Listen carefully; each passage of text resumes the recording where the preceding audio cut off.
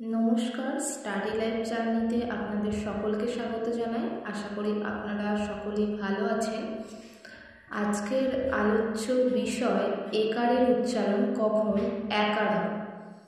একারের উচ্চারণ একার হলে আমরা কিভাবে লিখব, যেমন কেমন, এর মতো উচ্চারণ হচ্ছে কয়ে, জফলা, আকা, ম, দন্তান্ন কেমন।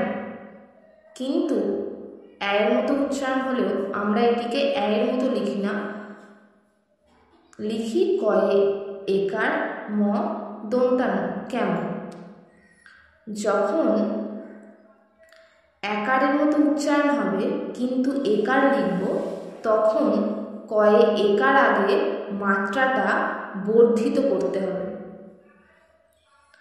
এবং যেমন দেখুন দেখা, দয়ে জফলা আঁকা ক্ষয় আঁকা, আমরা কিন্তু এই বানানটি লিখি না, আমরা লিখি দয়ে একার ক্ষয়ে আকার দেখা। তো তখন দয়ে একার যখন লিখব তার আগে মাত্রাটা বাড়িয়ে দিতে হবে, অর্থাৎ বর্ধিত মাত্রা হবে।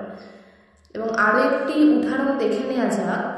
যেমন দেখুন লেখা, লয়ে একার ক্ষয় আকার, এই শব্দটিতে এর মতো উচ্চারণ হচ্ছে এবং আমরা একাই লিখছি, সেক্ষেত্রে কিন্তু এর আগে আমরা মাত্রা বর্ধিত করব না। যখন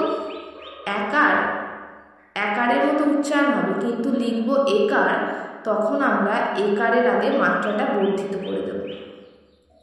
নমস্কার, যদি ভিডিওটি ভালো লেগে থাকে তাহলে লাইক, কমেন্ট, সাবস্ক্রাইব করবেন। পরবর্তী আরও একটি ভিডিওতে আপনাদের সকলের সাথে দেখা হবে। সকলে ভালো থাকবেন।